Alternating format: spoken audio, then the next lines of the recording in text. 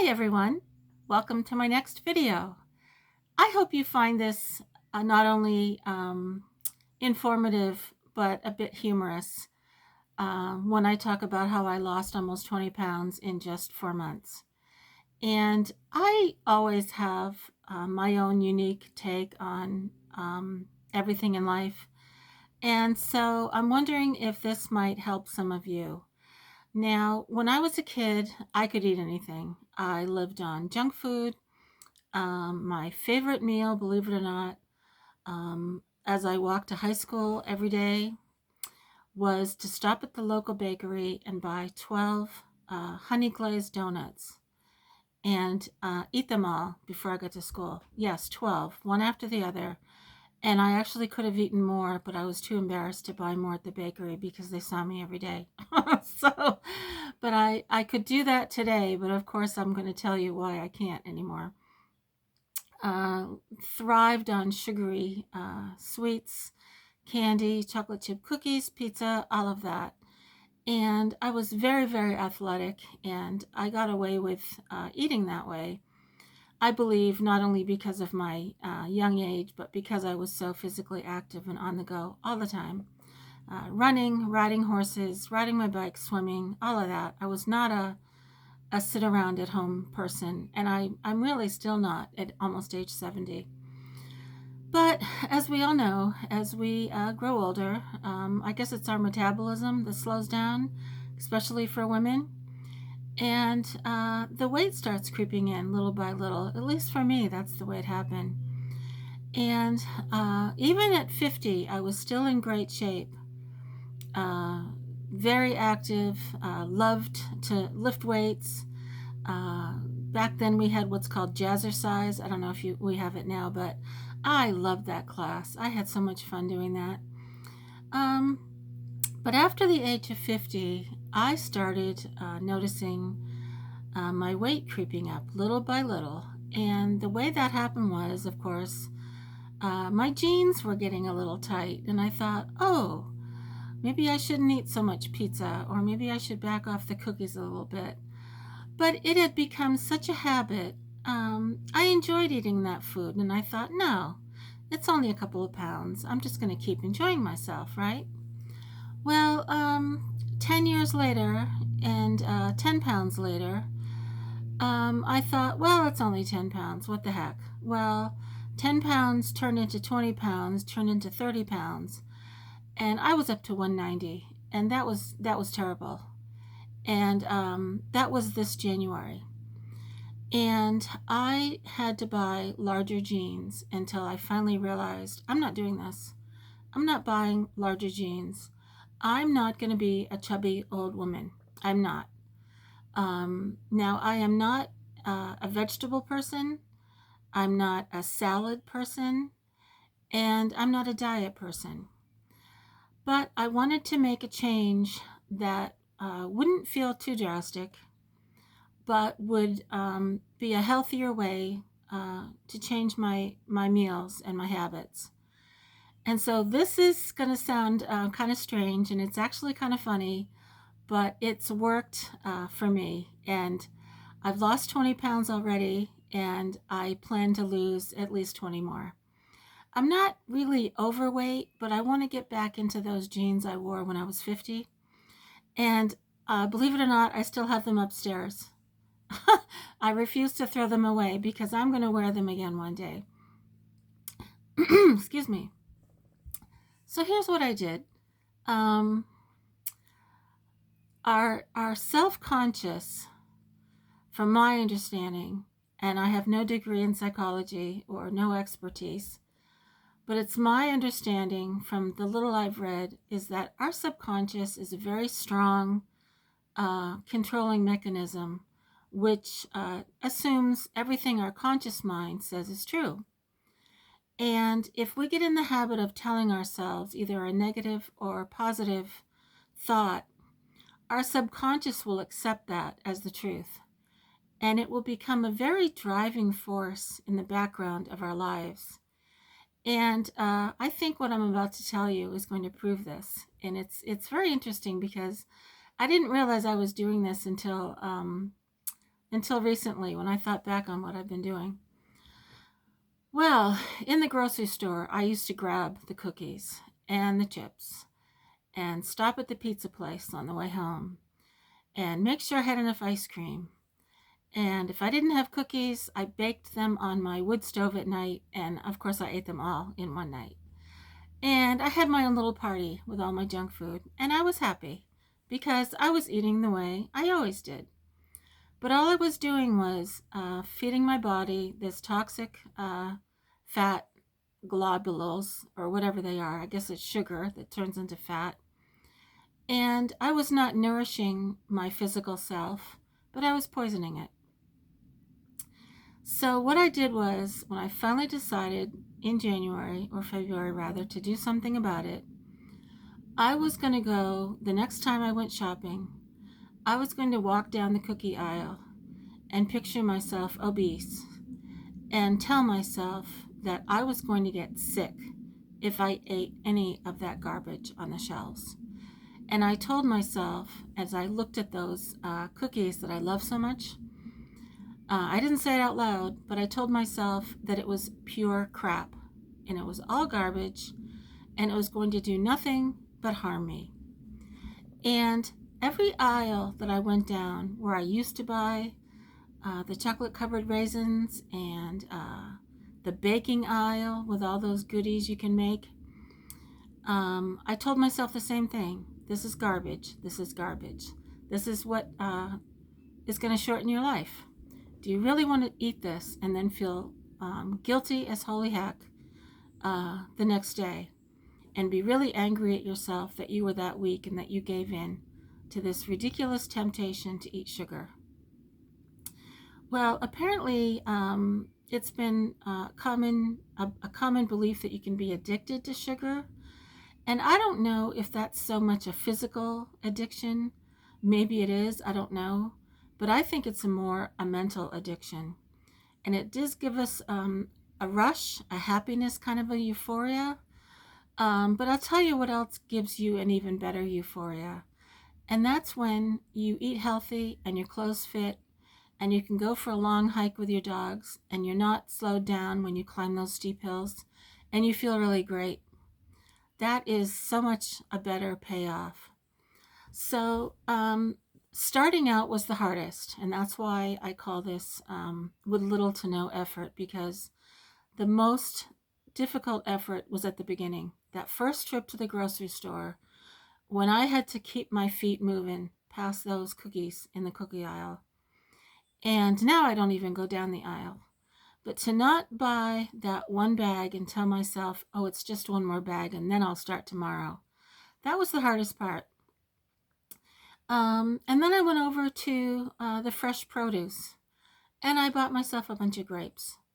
And I'm not a fruit person either, but I told myself, instead of munching down cookies at night when I'm reading or I'm watching videos or I'm answering comments on my YouTube channel, I'm going to snack on grapes.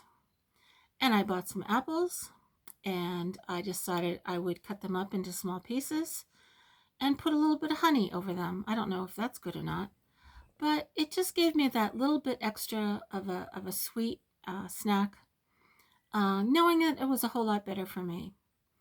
Well, little by little, my jeans started getting loose, and now I'm down a lower size.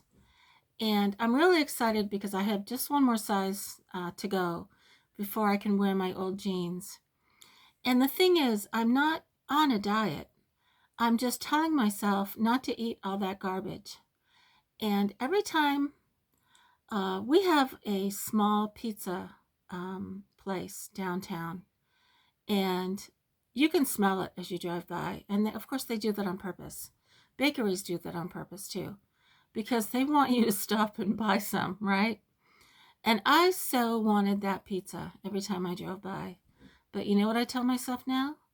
I tell myself that that smell of freshly baked pizza with the melted cheese and the gooey sauce and the soft, delicious crust is garbage. And I tell myself that if I eat it, I'm going to throw up and I'm going to get sick and it's going to turn into fat inside my body. And my body, if it could talk, doesn't want it. Well, of course, my body can talk because I'm talking, but I think you know what I mean. Well, over time, I am really disgusted now by some of this food I used to eat. And I think I've trained my subconscious to turn off any desire for this crap. And any processed foods now, it's almost like when I look at them sitting on the shelf, I see it for what it is. It's all garbage. And it's all there for us to become addicted to and to eat more and more and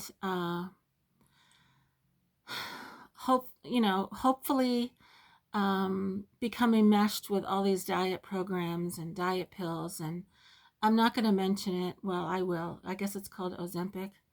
And oh, God forbid if anybody does that, because you're just injecting poison into your body and putting yourself at risk for all kinds of side effects. And you're not addressing the root of the problem, and that is your mental outlook towards food and towards yourself. And by using these quick fixes, what happens when you stop? Are you going to be able to resist buying that same junk food? Now, some of you might be saying, yes, well, we're getting older, and especially for women, it's more difficult to lose weight. And I hear you. But here's the thing. I'm almost 70, and I've lost almost 20 pounds just by doing this. And I'm not on a diet. I'm just substituting grapes for chocolate chip cookies. I'm making fresh salmon for dinner instead of pasta. I never did like soft drinks. I hated the taste of Pepsi, ginger ale, Mountain Dew. I can't stand it. And I just drink water, and that's fine with me. And in the summer, I like lemonade and I like iced tea. And that's all I want. So not only am I saving money by not buying all these sugary drinks, but I'm a whole lot healthier for it. So I can see why diets don't work, because to me, a diet makes you feel like you're limiting yourself and you're punishing yourself by giving yourself a strict regimen, what you can eat. But all I'm doing is I'm using reverse psychology, I guess.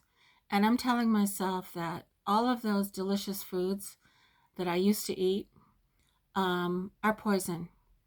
And I was able to get away with it because of my youth and probably because of luck, but also because I was extremely active. And even though I'm still active today, I'm nowhere near as active as I used to be. And I might even get a stationary bike for this winter because I miss riding my bike. And I think it'll be fun to put it out on the porch and just pedal it for 10 minutes a day. And maybe even a treadmill. I think they have the kind that doesn't require electricity because I don't hike as much in the winter.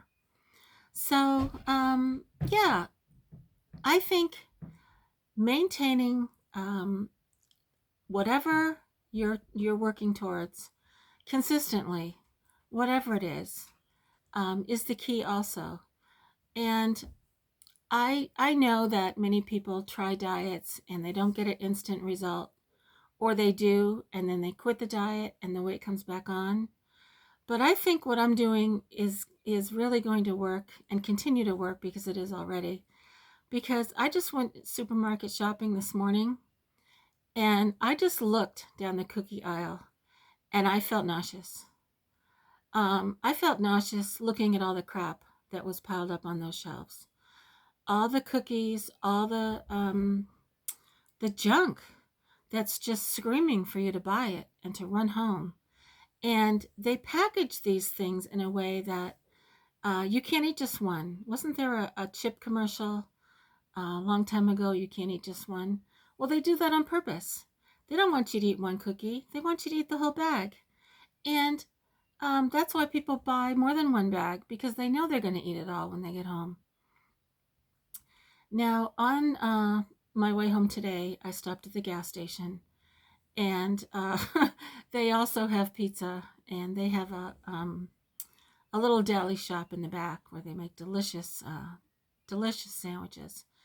But I saw a very heavy set man, very, very heavy set, leaving the store with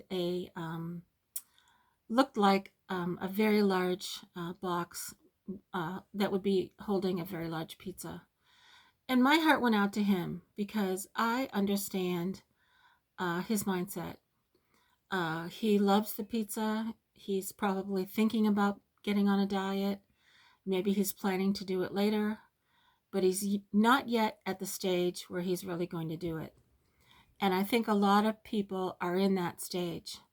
And what's so dangerous is many people never get to that turning point, and they continue to eat until their health has drastic repercussions. And I guess I'm lucky in a way that I never really got to be obese. I was just 2 sizes up in my jeans, and I didn't like it. And I've always been proud of my physical appearance, even though I'm getting older. I was just not proud of myself. I was getting really disgusted with myself, actually. So it's funny. I can go down the aisles now in the store, and like I can look at the items that I used to buy, and I can even look at the ice cream, and I feel sick to my stomach because I've trained my mind that it's garbage. And I've done that by repeatedly telling myself, not out loud, not in the store, but I say to myself, that is junk food. That is so bad for my body, and I'm not going to put that in my body anymore. And I buy apples, I buy oranges, I love avocados. I bought some sliced turkey. I do still use mayonnaise. I do use various things that I do not want to give up, but I use them in moderation.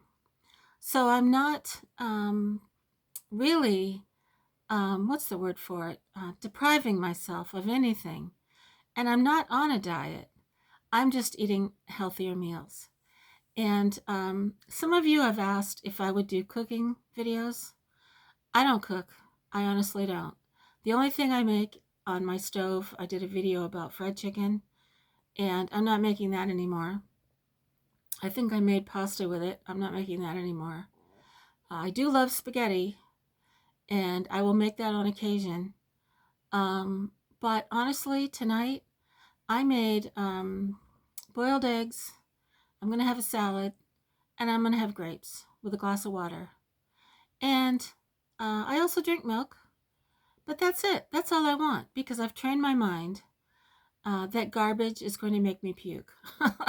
And if you can tell yourself something really, really disgusting, that you are going to feel sick to your stomach if you eat that crap, your subconscious is going to believe you. And you're going to actually incorporate that every single time you look at that food. Now, I have an advantage because I live alone. I don't have anyone else to cook for. I used to be married to an Italian who loved to cook, and his family made incredible meals, and they thought I was too thin. So they were always trying to feed me extra. And to be polite, I thought I had to please them. But they were all obese. And it was tough to say no thank you because they were insulted. And I'm not saying that all Italians are like that. But to be socially acceptable, sometimes we share meals or we accept meals in situations when we really don't want them. And I think we really need to take ourselves seriously. And there is a polite way to say, that looks really delicious, but I'm sorry, I need to decline that particular meal because I'm choosing other options these days. And that way you're not insulting their cooking. You're not insulting what they're eating themselves. And you're not judging them. You're just stating a fact. And if they don't like it, tough. So I hope this helps you. I'm sorry I made this a little bit longer, but try it. If you find yourself in a shopping situation and you're reaching for those bag of chips or for that pizza, tell yourself, to yourself, don't say it out loud where other people will hear you, but tell yourself that is garbage and that is going to make me throw up after I eat it. That is going to give me a headache. It's going to make me feel awful and I'm going to hate myself. Well, of course, none of that is true. But if you keep telling yourself that, your subconscious will accept it as truth. And you might want to Google a little bit about that because I'm fascinated with psychology.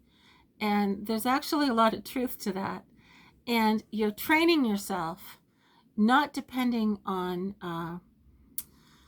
the real garbage, diet pills, the Ozempic thing, where I guess it really, really damages your muscle tone and is quite shocking to your body.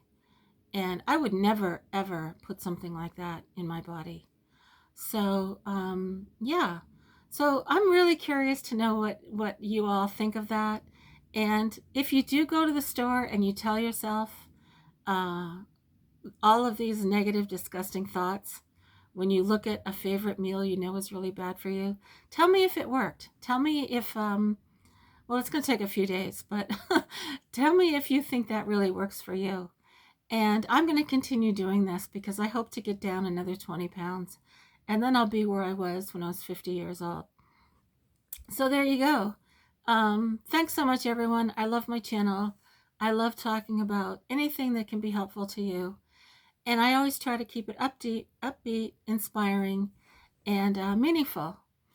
And it's so quiet out here. I guess the birds are quiet. Oh, there's a few out there. But in any event, I hope this was helpful to you. Take care, everyone, and I hope you have a really great evening.